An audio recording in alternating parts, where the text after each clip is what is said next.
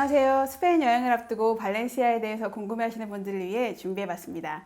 이번 영상에서는 발렌시아에 대한 간략한 소개와 그리고 숙소를 정하실 때 참고하실 만한 지역별의 설명, 그리고 주요 볼거리까지 간략하게 핵심만 정리해봤습니다.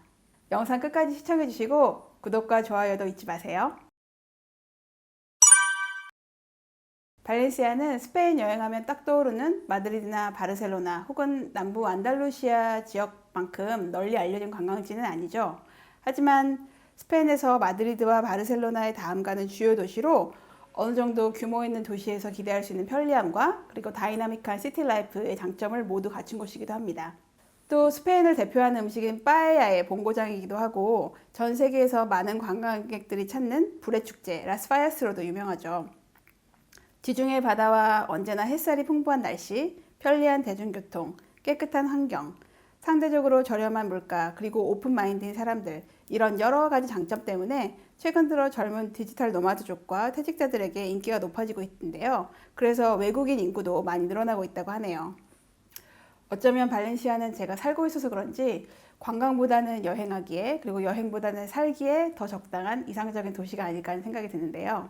마드리드나 바르셀로나의 혼잡함과 인파, 그리고 물가에 지치신 분들이라면 특히 더 발렌시아에서 한결 더 여유로운 시간을 보낼 수 있을 거라고 생각합니다. 그럼 발렌시아에 어디에 뭐가 있는지 한번 감을 잡아볼까요? 발렌시아는 원래도 그리 크지 않은 도시지만 그 중에서도 핵심 지역은 딱 이 정도입니다. 여기에서 주요 지역은 크게 대성당과 시청사 등이 자리 잡은 구도심 시우타베야, 그리고 두 개의 타워가 있는 엘카르멘 지역, 구도심을 감싸고 있는 꼴론가 주변의 번화가, 젊고 개성 있는 루사파 지역 등을 들 수 있습니다. 또 지도에서 보시듯 도시 전체를 가로질러 뚜리아 정원이 있고 그 공원 남단에 예술과 과학의 도시가 위치해 있습니다. 마지막으로 지중해 바다를 볼 수 있는 까바냐르 지역도 주요 동네로 꼽을 수 있겠네요. 발렌시아는 사이즈가 그다지 크지 않고 거의 전 지역이 평지이기 때문에 걸어서도 주요 관광지를 쉽게 돌아볼 수 있는데요. 그래서 숙소를 정하실 때 아까 제가 말씀드린 구도시에 있는 주요 관광지들 주변이면 무난하다고 생각합니다. 단 바닷가 옆 까바냐르 지역은 구도심에서 대중교통으로 쉽게 갈 수 있긴 하지만 그냥 걸어서 돌아볼 수 있는 대부분의 관광지들과는 살짝 동떨어져 있기 때문에 매일같이 물놀이를 해야 되겠다 하시는 분들이 아니라면 굳이 그 동네에 숙소를 잡을 이유는 없을 것 같습니다. 제가 생각할 때 가장 좋은 숙소 위치는 시청광장, 레이나 광장 아니면 북역 근처입니다. 물론 그렇지만 아마도 여기가 가장 비싼 지역이라는 게 문제일 텐데요. 북역을 기준으로 구도심의 끝인 세라도 타워까지 아니면 남쪽으로 루사파 지역까지 도보로 30여 분이면 커버되는 거리니까요. 가능하면 이 범위에 있는 곳으로 숙소를 정하시면 어디든 무리 없이 편리하게 돌아보실 수 있을 것 같네요.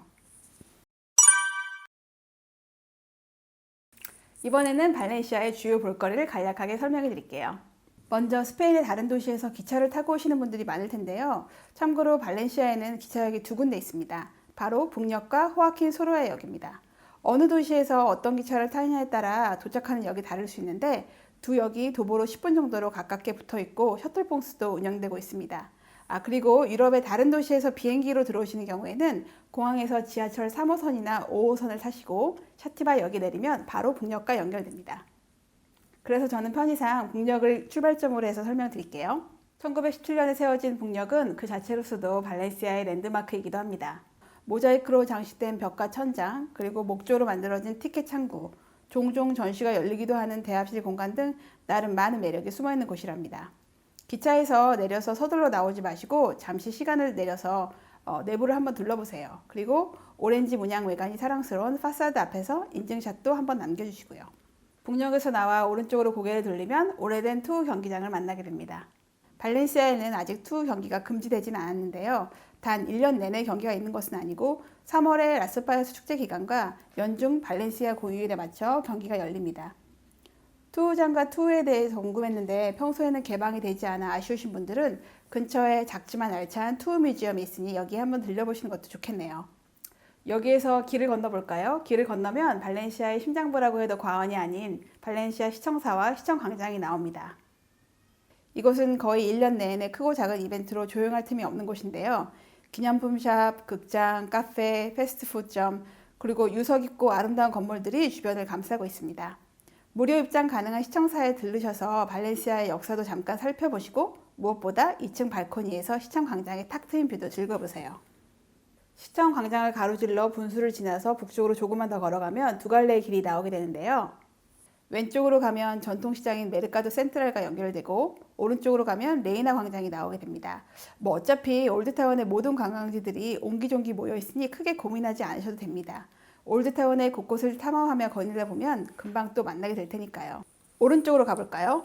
고즈넉한 산 빈센트 마르티르 거리를 지나면 레이나 광장이 나옵니다. 레이나 광장의 초입에 있는 산타 카타리나 성당에 들러보시거나 종탑에 올라서 발렌시아 올드타운의 전망을 감상하시는 것도 좋겠죠. 레이나 광장 역시 많은 행사와 거리 예술가들로 가득한 곳입니다. 광장 주변에 있는 카페 테라스 자리에서 커피를 한잔 하시거나 추로스콘 초콜라떼를 즐겨보시는 것도 좋겠죠. 물론 여름이라면 발렌시아 음료인 오르차타도 시원하게 한잔 해보시고요. 조금만 더 걸어가면 레이나 광장의 끝에 발렌시아 대성당의 입구가 나오게 됩니다. 아마도 발렌시아에서 가장 대표적인 관광지이자 유적지인 곳일 텐데요. 13세기 이슬람 모스크가 있던 자리에 무려 200여 년에 걸쳐 지어진 아름다운 성당입니다. 이곳에서는 미사에 참여하거나 미칼레 종탑의 좁고 긴 계단을 올라 발렌시아의 푸른 하늘과 구도심의 전경을 감상할 수 있습니다. 또 이곳 대성당은 예수 그리스도가 최후의 만찬에 썼다고 알려진 성배를 보관 중인 것으로 유명한데요. 오디오 가이드와 함께 대성당 뮤지엄에서 이를 직접 관람해 볼 수도 있습니다. 성당을 나와서 몇 걸음 더 옮기면 또 다른 광장인 비레행 광장이 나옵니다. 이 광장에는 넓은 테라스를 자랑하는 카페와 음식점, 그리고 아름다운 분수가 눈에 띄는데요. 특히 핑크색 파사드가 눈에 띄는 건물은 발렌시아의 수호 성인을 모시는 버림받은 자들의 성모 성당입니다. 여기서 다시 서쪽으로, 즉 성당을 등지고 올드타운으로 조금 더 깊숙이 들어가 볼까요? 한 10분에서 20분 정도 걷는 동안 발렌시아의 시스티나로 알려진 성 니콜라스 성당에도 들러볼 수 있고요. 계속 걷다 보면 이 길 끝에는 옛날 발렌시아를 지키던 두 개의 탑 중 하나인 꽈르트 타워가 자리하고 있습니다. 이 타워에서 조금 더 북쪽에 위치한 또 다른 타워인 세라노 타워로 이어지는 이 동네를 엘카르멘이라고 부르는데요. 이 지역은 좁은 골목마다 색색의 건물들, 개성 있는 상점과 카페, 그리고 거리의 예술가들이 꾸며놓은 그래피티까지 눈이 즐거운 곳이랍니다. 다시 조금 남쪽으로 내려오면 메르카도 센트럴이 나오게 됩니다. 이곳은 발렌시아의 전통시장 중 가장 크고 유명한 곳인데요. 일단 밖에서 거의 100년 전에 완성된 이 아름다운 아르누보 건물을 감상해 주세요. 그리고 안에 들어가서 활기 넘치는 상인들과 신선한 식품을 구경하시면서 장을 보거나 갓 만든 신선한 주스와 과일 혹은 타파스로 요기를 하시는 것도 좋겠네요. 메르카도 센트럴 바로 앞에는 라 롱하 델라 세다가 있습니다. 발렌시아가 한때 유럽을 주름잡았던 실크 무역의 중심지였다는 사실을 아시나요? 이것은 15세기 유럽의 주요 무역항이었던 발렌시아의 위상을 보여주는데요. 당시 실크가 거래되던 그 거래소가 유네스코 세계문화유산으로 지정되어 여기에 남아있답니다.